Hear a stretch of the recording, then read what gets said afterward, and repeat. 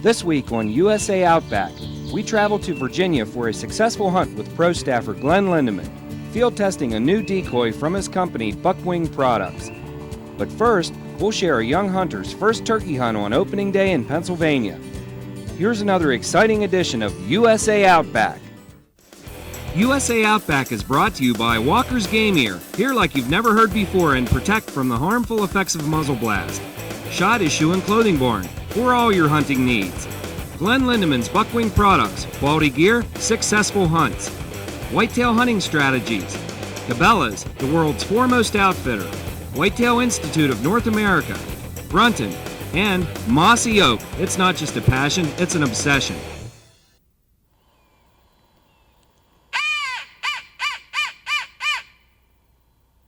It was opening day of spring gobbler season in Pennsylvania.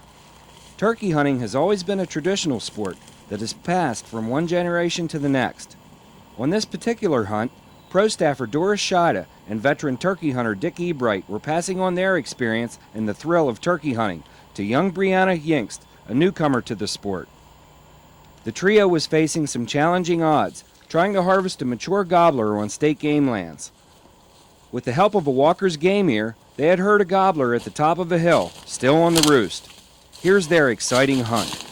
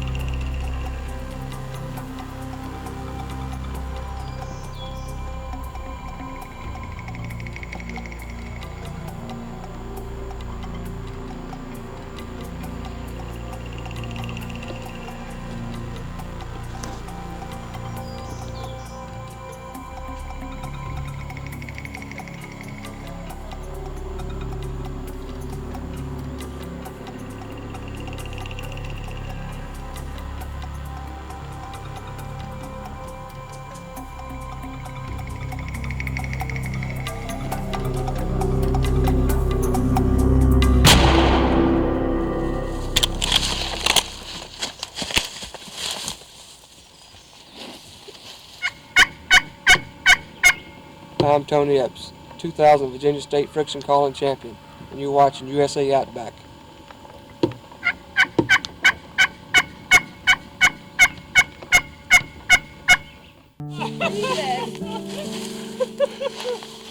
Good job. All right, girl. All right. What a fine bird. All right. Look at this. Yeah. You're He ready for was this turkey, strutting huh? all the time. That's what took him so long. Huh? I heard him. He was, he was strutting. That's what took him. I was worried that he'd come up here, you know. He has to weigh, what, 55 pounds? All right. Still moving. That's all right. That's just his nerves. Yeah, He'll it's be all just right. his nerves. Yeah. What a beautiful job you He did. sure did for a first turkey. Oh, I gotta get some pictures. All right. Woo! I'm as happy as that she got it, like, we got it. Yeah. That's what it's all about. Hey, tell me the truth now, were you real nervous? Was things happening? Were I you, was like afraid that I was gonna miss it. I was like, were you breathing heavy? Yeah. All Yes, you was. right, all right. Good job. I said, shoot. She says, no. I said, yes, shoot. Yeah.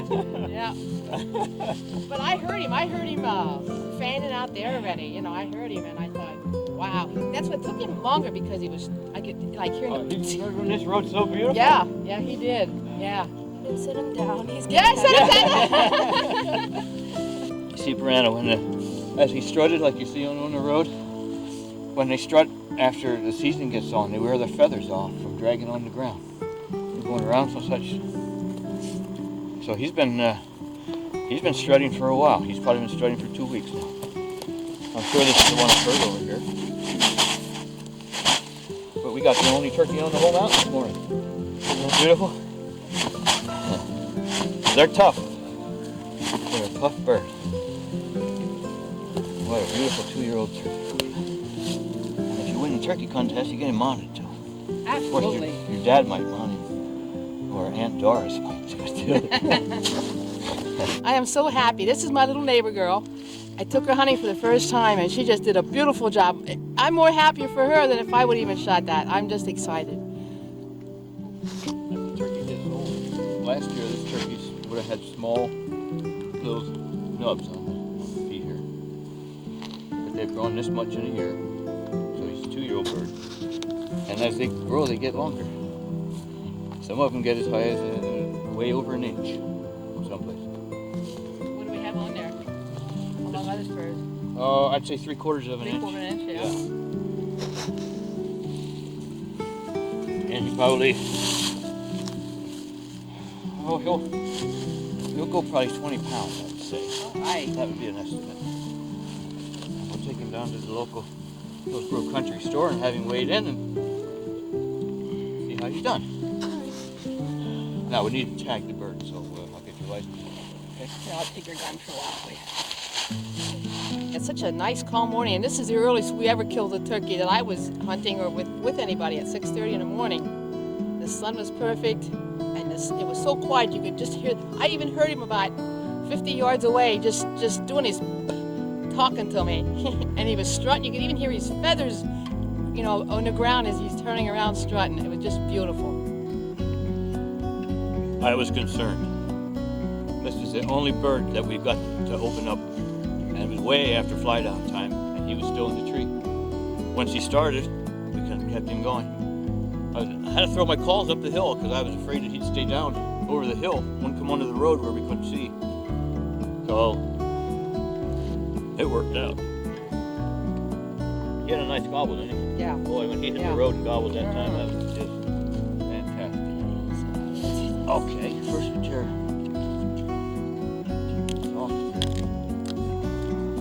Your dad will be proud of you.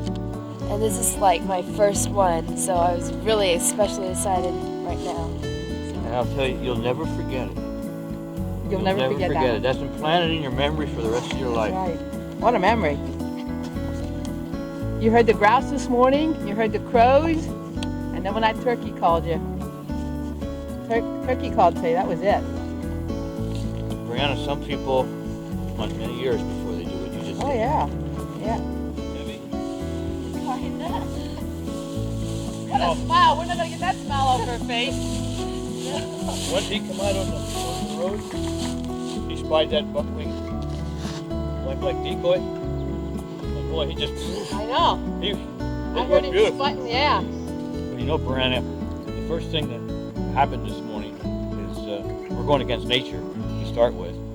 And you notice when he came up onto the road, and he gobbled that one time, and he strutted up as soon as he seen the buckwing decoy.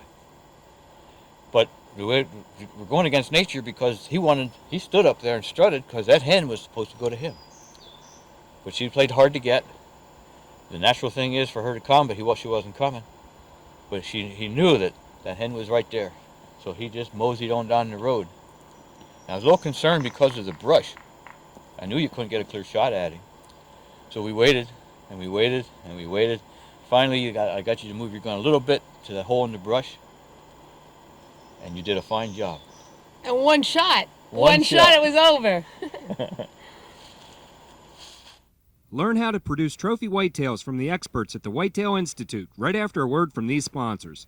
Your breath.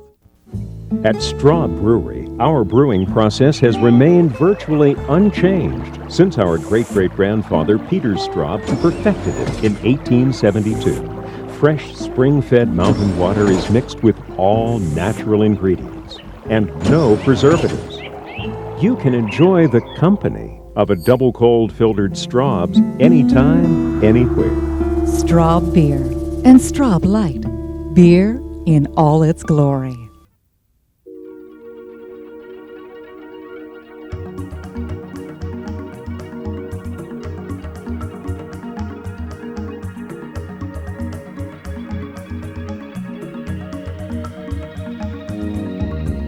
Steve, for the last couple weeks we've been talking about the importance of soil testing and also the preparation of the soil.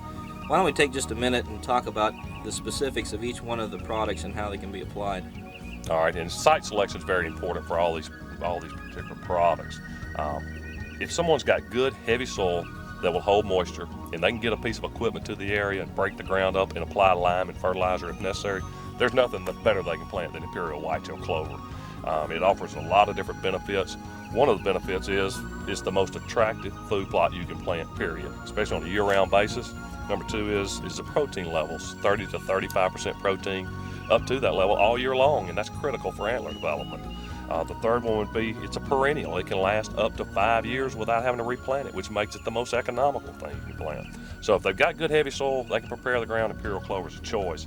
Now, if they can prepare the ground with a piece of equipment and apply lime and fertilizer, if possible, and it's good soil, but it's a well-drained soil, what they need to plant is Imperial Alpha Rack. It's a blend of alfalfas and clovers. It's much deeper rooted than Imperial Clover, but it offers a lot of the same benefits. In other words, it's very attractive to deer, very high levels of protein, and again, it's a perennial, can last up to 5 years without having to replant it. Now, our Imperial No Plow product, the main difference between it and these other two products is it's an annual. If someone plants it in the fall, they're going to get great performance in the fall, in the winter, and also into the spring, and possibly on into the early summer. It's going to kind of fade away. They'd need to plant it again the following fall. Where they want to use that is in areas where they can't get a piece of equipment to maybe, or in areas where the soils are just terrible, or if they're just in kind of a little bit of a hurry, they don't have time to get their soil test done, apply lime and fertilizer. It's an excellent choice. Very, very attractive to deer, and also it does provide a very high level of nutrition, which is going to be important again during those antler development months. So if you want the best in deer nutrition products, be sure and give the Whitetail Institute a call at 1-800-688-3030. When it comes to turkey hunting, experience is a great teacher. Glenn Lindamann, president of Buckwing Products, has many years to his credit chasing longbeards all over the country, and his company has developed the most lifelike decoys available. His company's motto is quality gear, successful hunts.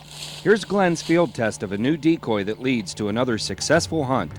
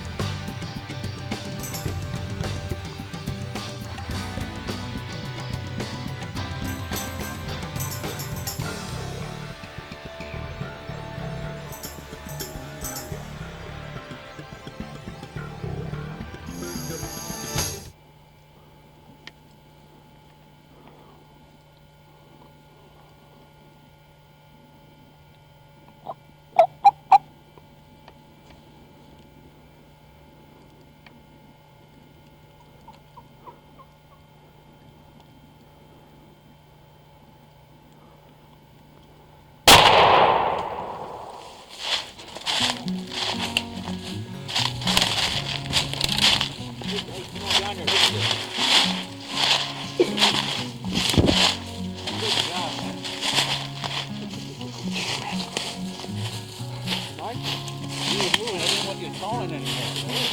Got his gun in there. Good job. Good job. You know, the turkey was starting to move. I knew he was coming towards us. And you made a few calls. I just didn't want you to go overboard because he was moving.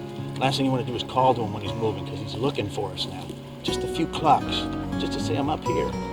Come on over here. Nice beard. That's all it took. Look at him. Denny, sweetie. Let's go. Yeah, it is. You know something? We should really compare this turkey. You see his head? You see how nice to our decoys?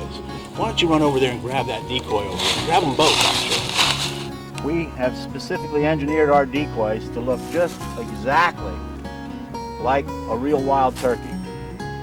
And when you have them setting out in the field or in a wood setting like this, they look so real that these big gobblers can't stay off of them. They got to come into these decoys. They just overwhelm them.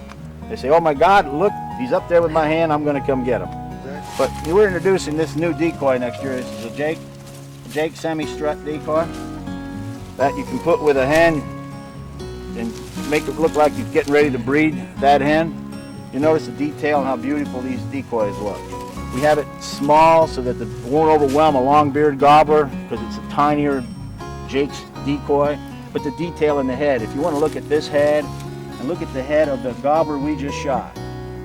Now, obviously it's a dead turkey, but you can see the red, how the white, the red, and how the top cap is white, and the wattles and the snood. Everything is to detail, to spec, so that when a bird comes in, he sees it, he believes that it's another turkey. It doesn't look like another turkey. I mean, it is identical to a wild turkey. If you compare everyone else's decoy, nobody has the details like we have in our lifelike buckwing decoys. Look at the head on this one. This is just a little Jakester. Stick him in the ground like this. See, he'll go left and right, and he'll bob back and forth when the wind hits it. Gives it all that extra added life looking detail. Now it's time for Secrets of the Pros, brought to you by Walker's Game Ear. Hi, I'm Billy McCoy, Pro Staffer for USA Outback. I'm Paul Butsky, Pro Staffer for USA Outback. Paul and myself, we pride ourselves on somebody saying, hey, let's go turkey hunting. It takes us 5 minutes to get out of that bed, put our clothes on, get in the truck, and be ready to go. Same way works in the woods with us. Sure does. I tell you, a lot of people think you got all the time in the world to get set up. You got to be able to set up in just a moment's instance. This morning, for instance, you know, we're walking along, all of a sudden, turkey gobbles right at us. Paul and I, we're ready to sit down. We sit down, we got our head net already around our throat, you know, we just pull it up. And that's what guys need to do. They need to get in position as quick as possible. And then, you know, then if you have time, what you do is you get yourself set up immediately, right away, quick. And then if the turkey hangs up out there or he's still out there gobbling, then if you want to get in a little more comfortable position, you can. But at that moment, you got to be able to just drop right down and get ready to go. That's our USA Outback tip of the week. I think the hunters out there, if they're going to buy decoys, they're going to want to buy the best looking decoy. They want to get the best bang for their buck. And we have the most realistic decoys. We even put a little iridescence on them so that when the light hits it, to get that little glow. You see how the glow comes off of this real bird. Glenn, congratulations, buddy. Thank you, Denny. Another it worked out really good. Successful turkey hunt. Tony, Brian, appreciate your hospitality, getting us in on this terrific property. And what a hunt. What a hunt. We got this bird at 11:45. We had 15 minutes to spare. 15 minutes. Bean time. Wow. I'll tell you what, we thought we were out of time, but we fired one up, didn't we? It's one of those deals where let's just try one last call. When you're fishing, one last cast, and that's all it takes sometimes. That was the last spot I was going to stop at, right there. Yeah, but how about that? It was the spot. If you want to get some great turkey hunting action, striper fishing, largemouth bass fishing, be sure and give Shorty Osborne a call. And always remember, it doesn't matter whether you're hunting or fishing, your actions represent millions of other sportsmen out there with what you do. So always be an ethical sportsman. We'll see you next week right here on USA Outback.